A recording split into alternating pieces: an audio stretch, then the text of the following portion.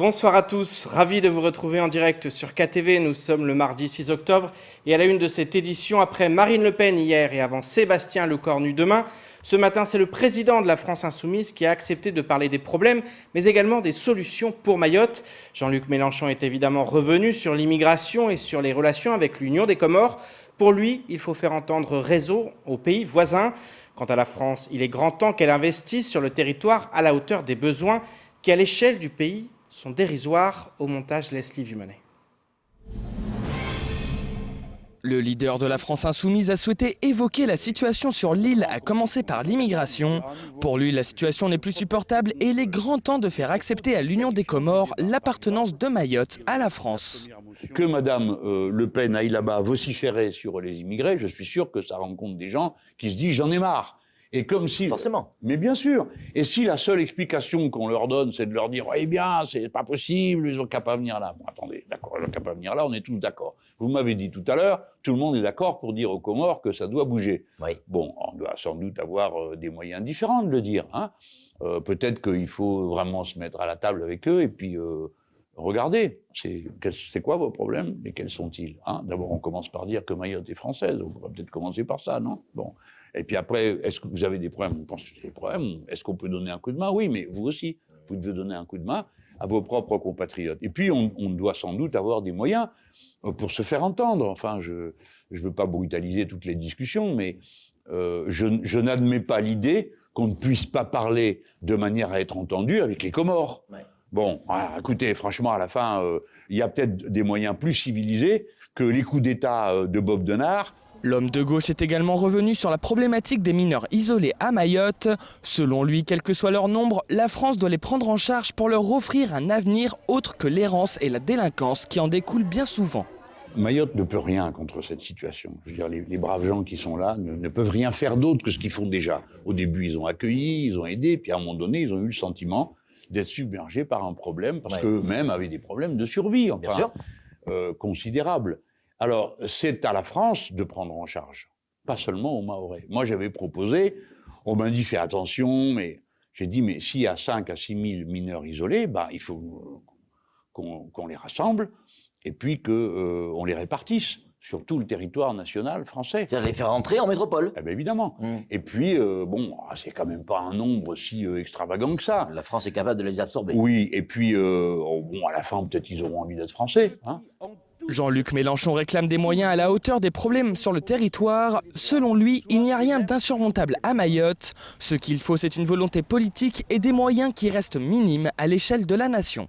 Mayotte, ce n'est pas un gouffre sans fond. Ce n'est pas vrai. D'accord, c'est que 74. Eh ben, d'accord, mais et alors? Et les gens qui sont là sont pas si nombreux que ça. C'est pas hors de portée pour nous de construire le nombre d'écoles dont on a besoin pour les gamins qui s'y trouvent, d'y mettre les instituteurs dont on a besoin, de créer les conduites d'eau dont on a besoin, de faire les routes. Mais où est le problème, s'il vous plaît? L'argent ou la volonté politique?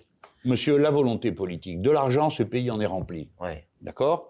Il vous suffit... Alors évidemment, ceux qui ont le plus ne cotisent pas le plus. C'est ça notre problème à nous Français. Hein, c'est qu'on veut le beurre et l'argent du beurre. Tout le monde veut pouvoir être millionnaire et milliardaire, hein, mais en même temps, bon, on dit, écoutez, il faudrait quand même passer à la caisse. Bon, et les gens, dès que vous parlez de ça, ils ont l'impression qu'on va tout confisquer, etc. Moi, quand je leur dis, écoutez, l'impôt sur la fortune, c'est quand même le minimum, non? 3 milliards, ça rapporte. Jean-Luc Mélenchon a promis qu'il se rendrait prochainement à Mayotte. En attendant, le chef de file des Insoumis assure qu'il continuera de défendre Mayotte et les Mahorais sur les bancs de l'Assemblée nationale. Et le leader de la France Insoumise est longuement revenu sur la problématique de l'eau à Mayotte. Selon lui, il convient tout d'abord de se pencher sur l'état du réseau. Il faut ensuite trouver de nouveaux moyens pour produire de l'eau potable en évitant de vider toutes les réserves au sous-sol. Pour Jean-Luc Mélenchon, une solution existe et consiste à récupérer l'eau de mer afin de la rendre potable. Je vous propose de l'écouter au micro de Patrick Mignon. Si on commence par formuler les problèmes dans des cadres absolument ingérables, bon, on n'arrive à rien. Donc, premièrement, combien il faut de kilomètres de tuyaux chez vous? On va les mettre. On peut le faire. Deuxièmement, comment on collecte l'eau? Est-ce que pour la population que nous avons une capacité de collecte suffisante ou pas? On peut arriver à la conclusion que, clairement non. Non. Donc, il faut la fabriquer. Désalinisation? Qu'est-ce que vous voulez faire d'autre? Ça coûte un bras, hein? Hein? Ça coûte une fortune. Hein. Alors bon, qu'il vaut mieux que les gens meurent de soif. Non, vous avez raison. Donc on dessaline. Mais Ouais. qu'est-ce que vous voulez faire d'autre que ce qui est rationnel? Donc je ne pense pas que ce soit un problème insoluble. C'est exactement à la condition de se dire, vous prenez comme point de départ, on fait ce qu'il faut faire. Ouais. Quels sont les problèmes? Les réponses, il n'y a pas besoin de les élaborer en métropole. Parce que les gens du coin ont déjà dit ce qu'il fallait faire. C'est clair. Alors on regarde et on met des chiffres. Et on a commencé à le faire. Mais comme ici, à Bercy, ce sont des entourloupeurs, ils vous comptent ce qu'ils vous ont déjà donné, 2 fois, ah zut, c'est une erreur. Ils vous comptent ce qu'ils vous ont donné l'un d'avant, puis à la fin, ils vous disent, vous nous devez tant. Hein? Ouais. Et à Mayotte maintenant, cela fait près de 2 semaines que les restaurateurs de l'île peuvent recommencer à utiliser leurs salles en intérieur grâce à la sortie de l'état d'urgence sanitaire. Masques, gel, distanciation, toutes les mesures sont de rigueur pour respecter les règles tout en essayant de faire revenir la clientèle perdue au moment du confinement. Malgré tout, des doutes planent encore chez les patrons de restaurants, notamment en ce qui concerne la rentabilité des commerces. Un reportage signé Paul Arthur Invite. Depuis le 17 mars, début du confinement, les portes de l'hôtel-bar-restaurant Le Caribou sont fermées. Depuis moins d'une semaine et pour le plus grand bonheur de ses adeptes, le restaurant a pu réouvrir. QR code pour avoir la carte, distribution de gel, masque obligatoire et affiches dans le restaurant, tout est fait pour protéger au maximum le client. Malheureusement, même si les employés sont heureux de reprendre le travail, les clients, eux, se font encore rares. Nous, ça fait moins d'une semaine qu'on a réouvert. On a réouvert depuis vendredi dernier, donc pour l'instant, c'est encore un peu court pour pouvoir se prononcer à ce niveau-là. Les clients habitués commencent à revenir petit à petit, mais c'est vrai que la reprise est un peu dure. Hein. Tout le monde est content vraiment de reprendre le travail, mais c'est vrai que pour l'instant, c'est compliqué. Les clients ne se bousculent pas, contrairement à avant le confinement où on pouvait voir les clients attendre, où on était un peu dans le rush, surtout le midi. Donc là, on espère les voir revenir assez rapidement parce que c'est vrai que c'est une situation, si jamais elle devait perdurer, qui mettrait en danger la santé de l'établissement. En effet, la santé financière de l'établissement pourrait être mise à mal si l'activité ne reprend pas comme avant. Pour Charles-Henri Mandalaz, président de l'UMI, l'Union des métiers et des industries de l'hôtellerie de Mayotte, le problème n'est plus le Covid. En effet, depuis 6 mois, la plupart des restaurateurs ont su y faire face et s'adapter, mais l'insécurité sur l'île. Le Covid, on ne va pas dire que c'est un problème derrière nous, hein, bien évidemment, le protocole sanitaire est toujours pesant. On essaye aussi d'amplifier dans nos structures la qualité de service qu'on peut produire dans ce cadre-là, en exploitant maintenant des QR codes pour mettre à disposition les cartes, en faisant en sorte effectivement d'être le plus carré possible avec le protocole sanitaire. Mais effectivement, le Covid est une problématique qui est toujours présente, néanmoins un peu moins. Aujourd'hui, ce qui nous pose le plus de problèmes, ça reste effectivement la problématique d'insécurité sur l'île, où la clientèle, quand même, peine à se déplacer le soir, parce que certains ont peur qu'il leur arrive quelque chose.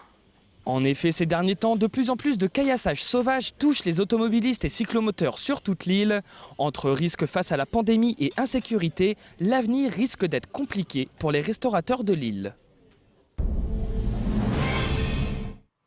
On termine ce journal avec le reste de l'actualité locale. Entre points d'étape loin d'être rassurants sur la consommation d'eau et rencontre de la sécurité en approche, au montage Leslie Vimanet. L'île a connu une très forte hausse de la consommation d'eau lors de la semaine écoulée. Au lundi 5 octobre, la consommation journalière atteignait ainsi 34 464 m3 par jour, soit un chiffre supérieur à la consommation constatée avant le début des coupures d'eau. Cela entraîne une conséquence directe sur les retenues qui ne sont plus remplies qu'à 38% contre 57% à la même période l'année passée.